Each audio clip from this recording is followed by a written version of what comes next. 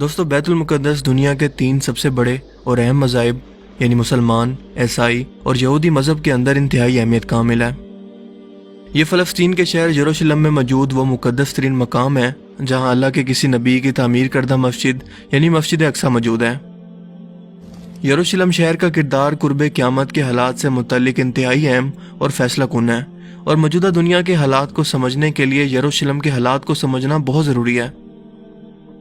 یہودیوں کے مطابق یہ مقدس شہر ان کے مسیح کی آمد کی جگہ ہے جہاں سے وہ پوری دنیا پر ایک بار پھر سے حکومت کریں گے، جیسے حضرت سلیمان علیہ السلام کے دور میں ان کی حکومت تھی۔ جبکہ عیسائیوں کے مطابق یہ حضرت عیسیٰ علیہ السلام کا شہر ہے جہاں نعوذ باللہ انہیں سولی پر لٹکایا گیا، اور قرب قیامت سے پہلے وہ پھر اسی جگہ پر ایک بار پھر سے لوٹ کر آئیں گے اور عیسائیت کی تصدیق کریں گے۔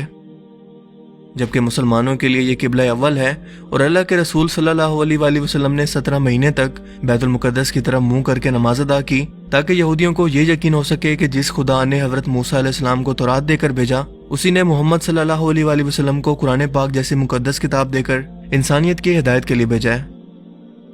سفر معراج پر آپ صلی اللہ علیہ وآلہ وسلم نے مسجد حرام سے مسجد اقصی تک یعنی یروشلم شہر تک سفر کیا، اور پھر وہاں سے آسمان کی بلندیوں پر معراج کے لیے تشریف لے گئے۔ جیسا کہ قرآن کریم میں ارشاد ہوتا ہے کہ پاک ہے وہ ذات جو لے گئی اپنے بندے کو راتوں رات مسجد الحرام سے مسجد اقصی تک، جس کے گرد و نواح میں ہم نے برکت رکھی ہے تاکہ اسے اپنی نشانیاں دکھائیں۔ بے شک اللہ سب کچھ جاننے والا اور سب کچھ سننے والا ہے۔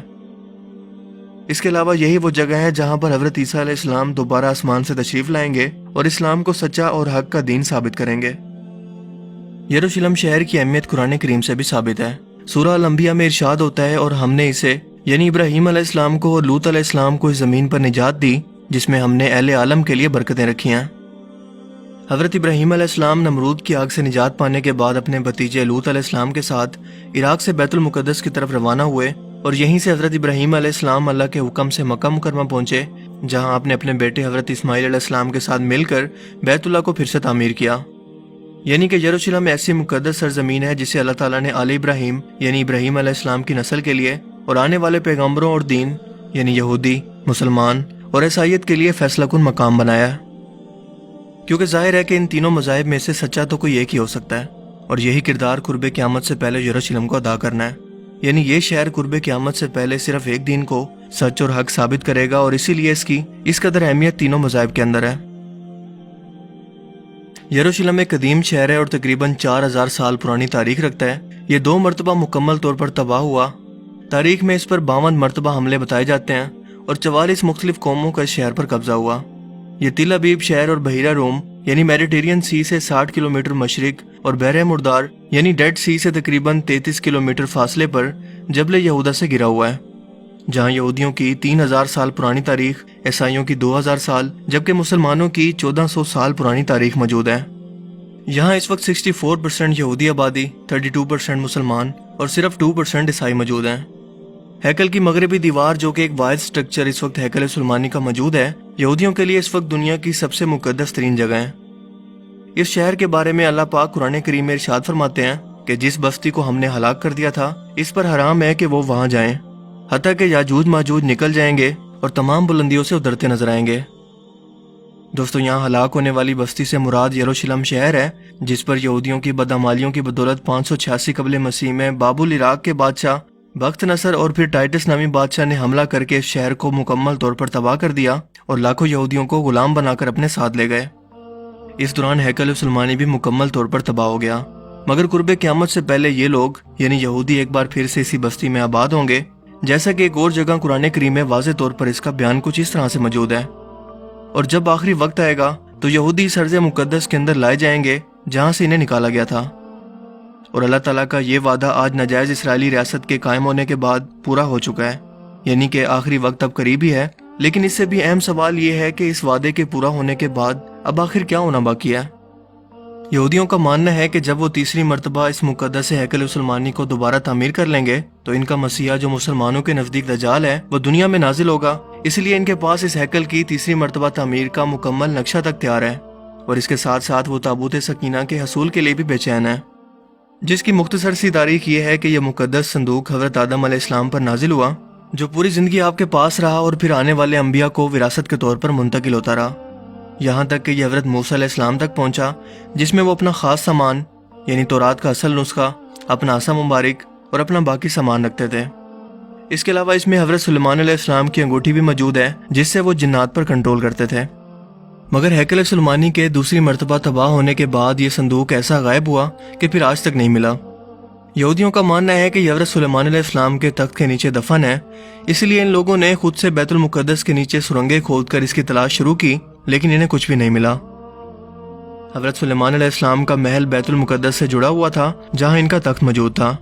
اور دوسرا ہیکل سلیمانی کا جو نقشہ بیان کیا جاتا ہے، اس کا بھی مسجد اقصی سے کوئی تعلق نہیں ہے۔ لیکن پھر بھی یہ یہودی ہیکل سلیمانی کی تیسری مرتبہ تعمیر سے پہلے مسجد اقصی کو شہید کرنا چاہتے ہیں، اور اس کی سب سے بڑی وجہ یہ ہے کہ تیسری مرتبہ ہیکل سلیمانی کے تعمیر ہونے کے باوجود اگر مسجد اقصی شہید نہ ہوئی تو ہیکل کی اہمیت پہلے جیسی بالکل نہیں رہے گی،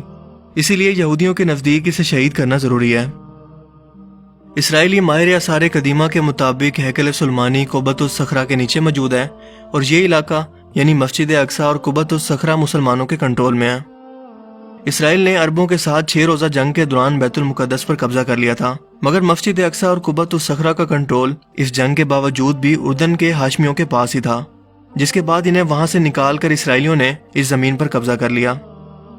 اس کے بعد ہیکل کی تعمیر کے اندر مزید تیزی آ چکی ہے، جو کہ ان کا صدیوں سے خواب ہے، کیونکہ ان کا ماننا ہے کہ اس کے بعد ہی مسیح دجال کی اس دنیا کے اندر آمد ممکن ہوگی، اور اسی مقصد کے لیے باقاعدہ ایک تنظیم دی ٹیمپل انسٹیٹیوٹ قائم ہے۔ لیکن ایک اہم بات کہ اس ہیکل کی تعمیر کے ساتھ ایک بڑی خون ریزی کا بائبل کے اندر بھی ذکر ہے، جس کی تصدیق یہودی بھی کرتے ہیں اور کہتے ہیں کہ یہ 7 سالہ لمبا عرصہ ہوگا، کیونکہ پہلے 3.5 سال کے اندر دنیا کی 1/4 آبادی ماری جائے گی، اور اس کے بعد انسانوں کے مرنے کے دوسرے دور کا آغاز ہوگا، جس میں دنیا کی مزید 1/4 آبادی موت کا شکار ہوگی۔ دوستو، اس وقت دنیا کی آبادی تقریباً 7 ارب ہے۔ اگر ان پیشن گوئیوں کو درست مان لیں تو 7 سال کے اندر 3.5 کروڑ لوگ صرف اس تنازع کے اندر مارے جائیں گے۔ ان کے مطابق پہلے مرحلے کے اندر خون ریزی مشرق وسطی سے لے کر مشرق وسطی ایشیا اور شمالی افریقہ، جبکہ دوسرے مرحلے کے اندر عراق کے دریائے فرات سے لے کر یروشلم کے علاقوں تک پھیل جائے گی۔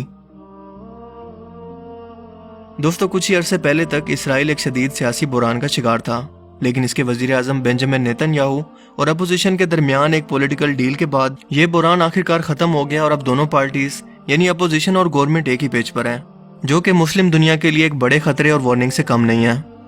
کیونکہ دونوں نے مل کر امریکہ کے ساتھ ایک ایسا تحریری معاہدہ کیا ہے جس کے مطابق 1 جولائی 2020 کو فلسطین کے مغربی علاقے غیر قانونی اسرائیلی بستیاں اور وادی اردن مستقل اسرائیلی قبضے کے اندر جانے والی ہیں، جسے امریکہ اور اسرائیل کے درمیان ڈیل آف سینچری کا نام دیا گیا ہے۔ اس کے مطابق جون کے بعد اسرائیلی فوج یروشلم اور مغربی کنارے کے گرد اپنی پوزیشنیں سنبھال لیں گی، اور 1 جولائی سے ان علاقوں پر اسرائیل مستقل ان علاقوں کا اپنے ساتھ الحاق کا اعلان کرے گا، اور یہ کوئی خفیہ پلاننگ نہیں ہے، بلکہ اس منصوبے کو تحریری شکل دے کر اور دستخط کر کے دنیا کے سامنے پیش کر دیا گیا ہے، جو مسلمانوں کے لیے، عالمی اداروں اور انسانی حقوق کی تنظیموں کے لیے کھلا چیلنج ہے۔ آپ کو بتاتا چلوں کہ فلسطین کا یہ مغربی کنارہ یا ویسٹ بینک وہ علاقہ ہے جو 3 طرف سے اسرائیل اور مشرق میں اردن سے گرا ہوا ایک سرسبز و شاداب علاقہ ہے، جس کے شمال مغرب کے اندر بحر مردار یعنی کہ ڈیڈ سی موجود ہے، اور یہی وہ علاقہ ہے جہاں پر یروشلم شہر موجود ہے۔ یہ مغربی علاقہ 22 لاکھ آبادی پر مشتمل ہے، جہاں اسرائیل پہلے ہی کچھ علاقوں پر قبضہ کر کے اپنی آبادیوں کو بڑھانے کی کوشش کر رہا ہے، اور اب تک ان بستیوں کے اندر تقریباً 4 لاکھ کے قریب یہودی آبادی موجود ہے، کیونکہ اسرائیل جب بھی چاہتا ہے یہاں پر غیر قانونی تعمیرات شروع کر دیتا ہے، جیسے اس سے کوئی پوچھنے والا ہی نہیں ہے۔ لیکن دنیا کے 57 اسلامی ممالک نے نہ تو اس کی مخالفت کی اور نہ ہی کوئی مذمتی بیان سفارت خانے سے تو دور سوشل میڈیا اکاؤنٹ سے بھی نہ دیے۔ اس صدی کے سب سے بڑے منصوبے کے نام سے ہی آپ یہودیوں کے نظائم کا اندازہ لگا سکتے ہیں کہ یہ منصوبہ ان کے لیے کس قدر اہم ہے، جو کہ 180 صفحات پر مشتمل ہے، اور اسرائیل کو ان مغربی علاقوں کے ساتھ فلسطین کے 50% حصے پر مکمل اختیار اور کنٹرول دے رہا ہے، جبکہ فلسطین پر یہ پابندیاں مزید سخت کر رہا ہے، جو کہ ہماری آنکھوں کو کھولنے کے لیے کافی ہے۔ جس کے بعد مسجد اقصی اور قبۃ الصخرہ کو شہید کر کے تھرڈ ٹیمپل کی تعمیر کو ایک قانونی حیثیت مل جائے گی، کیونکہ یہ مکمل طور پر قانون کے تحت اسرائیلی قبضے کے اندر چلا جائے گا، اور فلسطینی عوام اس کے خلاف احتجاج بھی نہیں کر سکے گی۔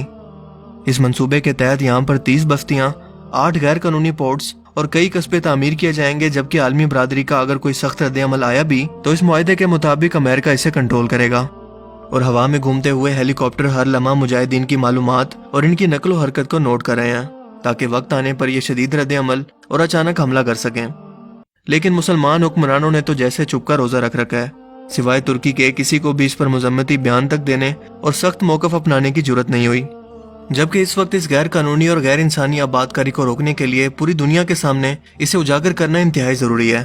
تاکہ پوری امت مسلمہ اکٹھے ہو کر اس پر واضح اور سخت موقف کو اپنا سکے، اسرائیل کو سفارتی اور تجارتی بائیکاٹ کی دھمکی دے کر فلسطینیوں کی ہر ممکن مدد کی جائے، ورنہ فلسطین پر ہونے والے ظلم کے اندر اور قتل میں ہم مسلمان بھی شامل ہوں گے۔ لہٰذا اب یہ صورتحال واضح ہو چکی ہے کہ اس شہر یروشلم کا کردار نیو ورلڈ آرڈر اور قرب قیامت سے متعلق یہودیوں کے لیے اس قدر اہم کیوں ہے، اور یہ کیوں نبیوں کی سرزمین شہر کے لیے اور مسجد اقصی کو شہید کر کے تیسری مرتبہ ہیکل سلیمانی کی تعمیر کے لیے اس قدر بے چین کیوں ہیں، کیونکہ ان کے مطابق یہ وہ جگہ ہیں جہاں پر دجال اپنا تخت لگائے گا۔ یروشلم آدھا ہی پہلے چھینا جا چکا ہے، اور اگر مغربی کنارے سے بھی یہ اسرائیل کا حصہ بن گیا تو نہ صرف اسرائیلی روحانی طور پر مزید طاقتور ہو جائیں گے، بلکہ ان کے حوصلے بھی نیو ورلڈ آرڈر کے لیے اور مضبوط ہو جائیں گے، اور ہم لوگ ہمیشہ کی طرح صرف مذمتی بیان دیتے رہ جائیں گے، جیسا کہ ماضی کے اندر ہوتا آ رہا ہے کہ اسلامی ممالک سے اس مسئلے کی توجہ ہٹانے کے لیے اسرائیل ہر بار ان اسلامی ممالک کے اندر انتشار پھیلا کر انہیں اپنے ہی مسئلوں کے اندر الجھانے کی کوشش کرتا ہے، تاکہ ان کی بیت المقدس کے معاملے پر کبھی توجہ جا ہی نہ سکے، اور اب کی بار بھی یقیناً ایسا ہی ہوگا۔ لہٰذا ہمیں اپنی آنکھیں کھلی رکھنے کی ضرورت ہے، کیونکہ یہ عربوں کا نہیں بلکہ پوری امت مسلمہ کا معاملہ ہے، کیونکہ بیت المقدس عربوں کا نہیں بلکہ مسلمانوں کا ہے۔ یہی وہ جگہ ہے جہاں پر اللہ کے رسول صلی اللہ علیہ وآلہ وسلم نے انبیاء کی امامت فرمائی اور معراج پر تشریف لے گئے۔ اسی جگہ پر حضرت عیسیٰ علیہ السلام کو آسمان پر اٹھایا گیا، اور اللہ کے رسول صلی اللہ علیہ وآلہ وسلم نے اپنی وفات سے قبل بیت المقدس کی آزادی کے لیے ایک بڑا لشکر خود سے تیار کر کے بھیجا، کیونکہ اس سرزمین کو حق و باطل کا آخری مارکا تیار کرنا ہے۔ دوستو، میں نے تمام حقائق آپ کے سامنے رکھ دی ہیں، آپ کو آگاہ کر دیا، لیکن اب یہ آپ کی ذمہ داری ہے کہ آپ اس پیغام کو کتنا آگے پھیلاتے ہیں، تاکہ ہمارے حکمران طبقے تک یہ بات پہنچے اور وہ اس کے خلاف کوئی سخت اور واضح رد عمل اپنائیں، اور وہ پہلے کی طرح مذمتی بیان دے کر اسے جان نہ چھڑوائیں بلکہ اس پر عملی ایکشن لیں۔ باقی آپ اس بارے میں کیا سوچتے ہیں؟ اپنی قیمتی رائے کا اظہار کمنٹ سیکشن میں ضرور کیجیے گا۔ اب میں ملوں گا آپ سے ایک نئی انٹرسٹنگ ویڈیو میں، تب تک کے لیے اپنا بہت سا خیال رکھیے گا۔ Thanks for watching this video. اللہ حافظ۔